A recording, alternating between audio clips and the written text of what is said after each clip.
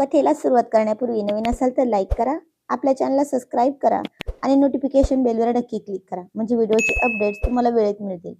तर चला वळूयात कथेकडे. सर्वांना नमस्कार. रॉयल शेतकरी भाग 206 मराठी कथा. आजचा भाग कसा वाटला ते कमेंटमध्ये नक्की सांगायचं आहे. सूर्याच्या कोवळी सोनेरी किरणांनी हवेलीच्या ऐतिहासिक खिडक्यांच्या काचांवरून आत डोकावलंच होतं.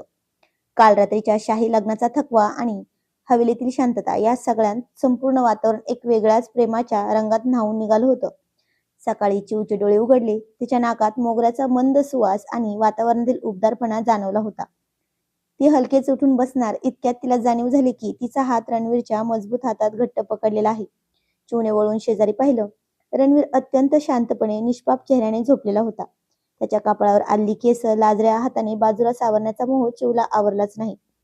तिने अगदी हळुवारपणे आपली नाजूक बोटे त्याच्या कपाळावर फिरवली. काल रात्री रणवीरने दिलेला तो अथांग विश्वासाचा शब्द आणि प्रेम आठवून चिवच्या चेहऱ्यावर एक गोड आणि लाजरं हास्य उमटलं.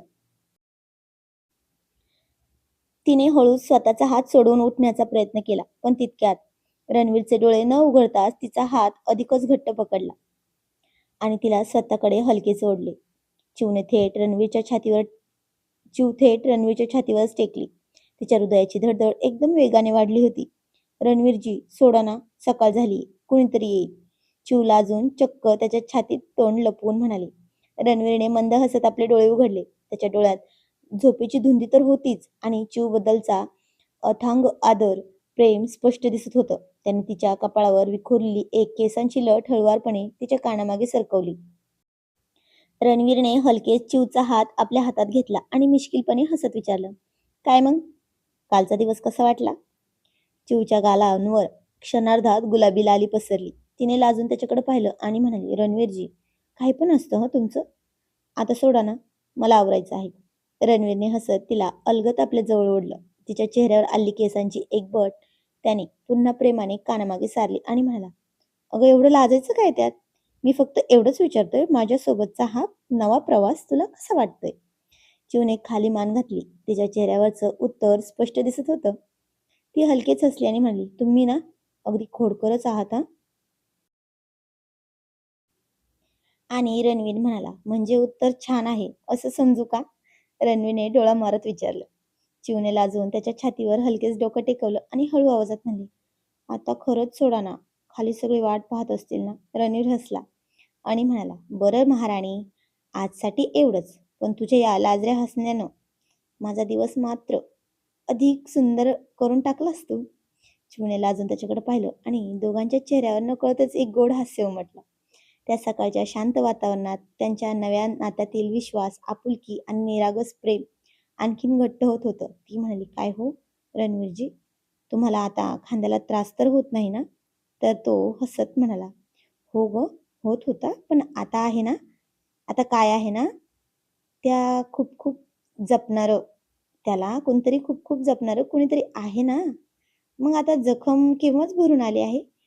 तशी ती हळूच एक फटका देत म्हणली, रणवीरजी, काय हो तुम्ही पण ना. चिव थेट रणवीरच्या छातीवरच टेकली. तिच्या हृदयाची धडधड एकदम वेगाने वाढली होती. रणवीरजी, सोडा ना, सकाळ झाली, कुणीतरी येईल हो. चिव लाजून चक्क त्याच्या छातीत तोंड लपवत म्हणाली.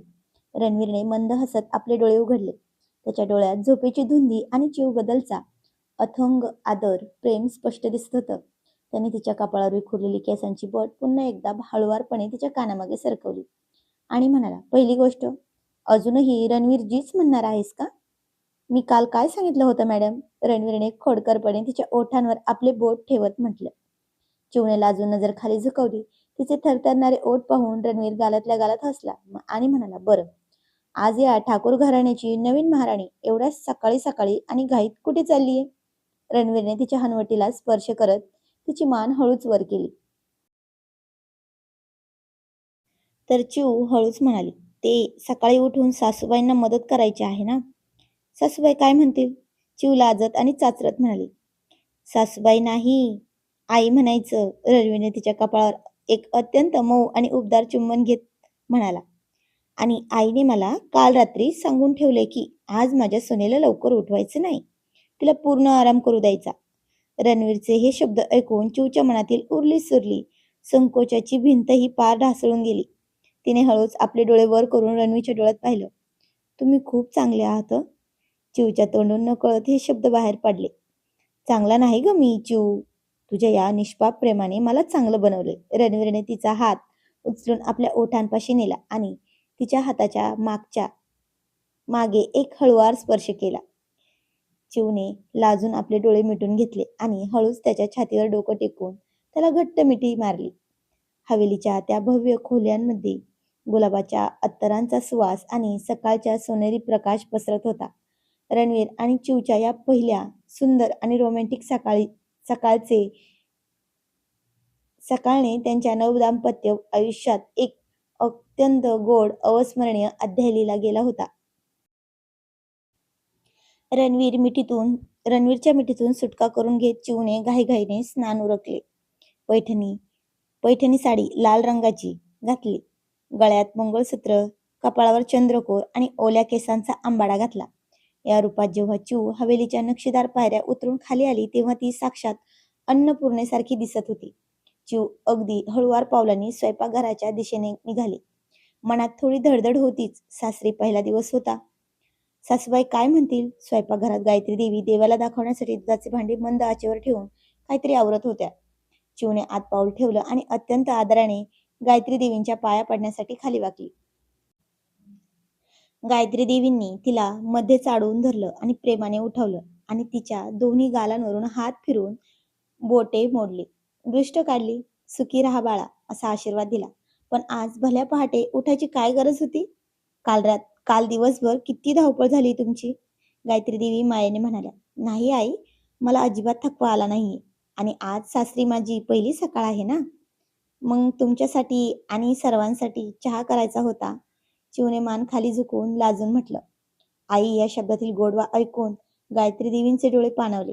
त्यांनी चिवच्या कपाळावर एक प्रेमाचा स्पर्श केला. कारण एका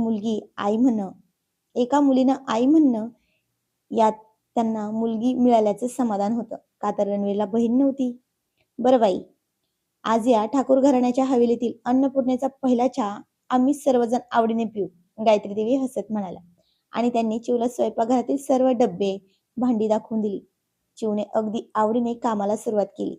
तिने ताजे दूध, आलं, हिरवी विलायची आणि गवती चहा टेचून उकळत्या पाण्यात टाकला. हळूहळू संपूर्ण स्वयंपाकघरात आणि हवेलीच्या हॉलमध्ये आल्याचा आणि वेलायचीचा सुरेख मंद सुगंध दरवळू लागला. तितक्यात वरच्या मजल्यावरून कॉटनचा कुर्ता पायजमा घालून केस विखुरलेल्या अवस्थेत नवरदेव रणवीर खाली आला. स्वयंपाकघरातून येणारा सुगंध आणि आईसोबत गप्पा मारत चहा बनवणारी चिव, हे दृश्य पाहून तो उंबऱ्यातच थबकला. चिवने गरमागरम चहा कबशीत ओतला आणि ट्रे घेऊन हॉलमध्ये आले. तिथे बाबा आणि रणवीर आधीच बसले होते. रिसेप्शन विषयी बोलत होते. चिवने सर्वात आधी बाबांच्या हातात चहाचा कप दिला. बाबांनी चहाचा एक घोट घेतला आणि त्यांच्या कडक चेहऱ्यावर एक सुंदर समाधान उमटलं. वा वा, अप्रतिम. बाबा कौतुकाने म्हणाले. गायत्री, आज कित्येक वर्षांनी हवेलीत एवढा उत्तम चहा प्यायला मिळतोय, ते पण एकदम गावरान. हं, आपल्या सुनेच्या हाताला खरोखरच अन्नपूर्णेची गुणी चव आहे. हे ऐकून चिवचा चेहरा आनंदाने फुलला. तिने हळूच रणवीरच्या हातात चहाचा कप दिला. रणवीरने तिच्या डोळ्यात पाहतच चहाचा एक घोट घेतला आणि खोडकर आवाजात म्हणला. चहा तर छान आहे, पण त्यापेक्षा चहा बनवणारे जास्त गोड आहे. हे ऐकताच बाबा आणि गायत्री देवी गालातल्या गालात हसले. तर चिव लाजून पार लाल लाल झाली होती. तिने पटकन आपली नजर खाली झुकवली आणि हवेलीतील ती पहिली सकाळ ठाकूर घराण्याच्या प्रेमाने आणि हसण्याने उजळून निघाली होती. आणि आईने तिच्यासाठी पहिल्यांदा स्वयंपाकघरात काहीतरी बनवले म्हणून दोघांनी खूप छान असे खानदानी वारसा असलेले दागिने तिला भेट म्हणून दिले. तर ती ते पाहून म्हणाली, आई बाबा, याची काही गरज नाही, नको मला. तर रणवीर ते हक्काने तिच्या हातात ठेवत म्हणाला, चिऊ, मोठे काही देतात तेव्हा नाही म्हणत नसतात, घे. आणि तिनं काही न म्हणता ते घेतले. सूर्याच्या सोनेरी किरणाने ठाकूर घराण्याच्या भव्य हवेलीला उजाळा दिला होता. कालच्या रात्रीच्या विश्वासाच्या आणि प्रेमाच्या गोड क्षणानंतर चिवच्या मनातील सर्व भीती पार गळून पडलीच होती. आज चिवच्या सासरी म्हणजेच आज ऐतिहासिक हवेलीच्या अथांग प्रांगणात ग्रँड रिसेप्शनचा शाही सोहळा आयोजित केला होता. संध्याकाळ झाली आणि दिव्यांच्या, ताज्या गुलाबांच्या व मोगऱ्याच्या माळांनी संपूर्ण हवेली सजवून निघाली होती. हवेलीचे ते विशाल प्रांगण लखलखत्या झुंबरांनी न्हावून निघाले होते. अहिल्यानगरचे मोठमोठे उद्योगपती, राजकीय दिग्गज आणि ठाकूर घराण्याचे मानकरी या शाही रिसेप्शनला उपस्थित राहिले होते. मंचावर जेव्हा रणवीर आणि चिवने एकत्र पाऊल ठेवले तेव्हा संपूर्ण हवेली टाळ्यांच्या कडकडाटाने गुंजून उठली होती. चिवने परिधान केलेला गडद जांभळ्या आणि सोनेरी जरीचा डिझायनर लेहंगा, गळ्यात पारंपरिक मोत्यांच्या आणि हिऱ्यांच्या ठाकूर घराण्याच्या ऐतिहासिक हार, शिरावर नाजूक ओढणी आणि कपाळावर लहानशी चांदणीची टिकली. चिव आज खऱ्या अर्थाने या ठाकूर घराण्याची महाराणी दिसत होती. तिचे रूप पाहून उपस्थितांचे डोळे दिपून गेले होते. रणवीरचा रुबाब तर वेगळाच होता. सोबतीला काळ्या रंगाच्या रॉयल जोधपुरी सुटात उभा असलेला रणवीर सिंह ठाकूर, त्यांच्या चेहऱ्यावरचा तोच पिढीजात रुबाब, आणि पण डोळ्यात मात्र चिवला आपली आयुष्यभराची अर्धांगिनी म्हणून मिळवल्याचा अथांग आनंद आणि अभिमान स्पष्ट दिसत होता. गायत्री देवी आणि बाबांच्या चेहऱ्यावर आपल्या सुनेचा हा मान सन्मान पाहून एक वेगळाच आनंद आणि समाधान ओसांडून वाहत होतं. रिसेप्शनचा हा भव्य सोहळा अत्यंत थाटामाटात पार पडला. चिवच्या पाठीशी खंबीरपणे उभी राहणारी तिची लाडकी रॉयल टोळी, तिचे मित्रमैत्रिणी आणि जवळचे लोक, भाऊ खास या रिसेप्शनसाठी हवेलीवर आलेली होती. सोहळा संपल्यानंतर आता ती संपूर्ण रॉयल टोळी चिवचा निरोप घेऊन पुन्हा आपापल्या घरी जाण्यासाठी निघाली. जाताना चिवच्या डोळ्यात पाणी आलं. आपल्या माणसांना सोडून या विशाल हवेलीत राहताना ती थोडी भावूक झाली होती. तिने आपल्या भावांना घट्ट मिठी मारली. चिव, आता तू ठाकूर घराण्याची सून झालीस, काळजी घे स्वतःची, असा निरोप देताना टोळीतील प्रत्येकाचे डोळे पाणावले होते. हे पाहून रणवीर पुढे आला. त्याने सर्वांना आश्वस्त करत म्हटले, चिव फक्त तुमची बहीणच नाही तर माझी अर्धांगिनी आहे. तिची काळजी आणि सन्मान प्राणपणाने जपणं ही माझी जबाबदारी आहे. तुम्ही निश्चिंतपणाने जा. रणवीरचे हे शब्द ऐकून रॉयल टोळीच्या चेहऱ्यावर एक सुंदर समाधान आलं. रॉयल टोळीच्या गाड्या हवेलीच्या मोठ्या कमानीतून बाहेर पडल्या आणि हवेलीच्या परिसरात पुन्हा एकदा एक सुंदर शांत वातावरण पसरलं. सर्व पाहुणे आणि मित्र परिवार निघून गेल्यानंतर रणवीरने हळूच मागे उभ्या असलेल्या चिवचा नाजूक हात आपल्या हातात घेतला. चिवने लाजून त्याच्याकडे पाहिलं. तो म्हणाला, चिव, आता तुझी हीच खरी जागा आहे, हेच घर आहे. ही हवेली आणि माझा हा स्वाभिमान आता फक्त तुझा आहे. रणवीरने अत्यंत प्रेमाने तिच्या कपाळावर स्पर्श करत म्हटलं. चिवने त्याच्या खांद्यावर डोके टेकवले. तिच्या मनात आता कोणतीही भीती उरली नव्हती. उरला होता तो फक्त रणवीरचा अथांग विश्वास आणि सासरी सुरू होणाऱ्या या नवीन सुवर्ण अध्यायाचा आनंद. आणि ती हळूच म्हणली, रणवीरजी, औषधांची वेळ झाली आहे. आधी ती घ्या आणि मग बाकीचे काय असेल ते. हवेलीच्या प्रांगणातून रिसेप्शनचे शेवटचे पाहुणे निघून गेले. गाड्यांचे आवाज हळूहळू शांत झाले आणि संपूर्ण परिसरात एक थंड मंद धुंद रात्र पसरली. सगळे निघून गेले होते. खूप उशीर झाला होता सगळ्यांना. रात्रीचे 12 उलटून गेले होते. खूप उशीर झाल्यामुळे रॉयल टोळीचे सगळे सदस्य आपापल्या घरी निघण्याच्या तयारीतच होते. तितक्यात वरंड्याच्या पायऱ्यावरून शिवमराजे खाली उतरले. वरंड्याच्या पायऱ्यावरून शिवमराजे खाली उतरले.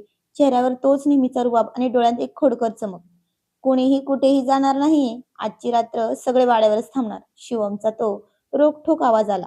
पण आता साक्षात राजेंचा हुकूम म्हटल्यावर कुणाची काय टाप मोडायची. सगळ्या बायका आणि मुले थकल्यामुळे आधीच वाड्याच्या वरच्या मजल्यावर खोल्यांमध्ये जाऊन झोपली गेले होते.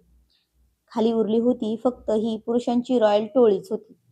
शिवमने मंद हसत SP चैतन्याच्या खांद्यावर हात ठेवला आणि म्हणला, काय आहे ना चैतन्य साहेब, चिव आणि रणवीरचे लग्न खूप गडबडीत आणि अडचणीत पार पडले.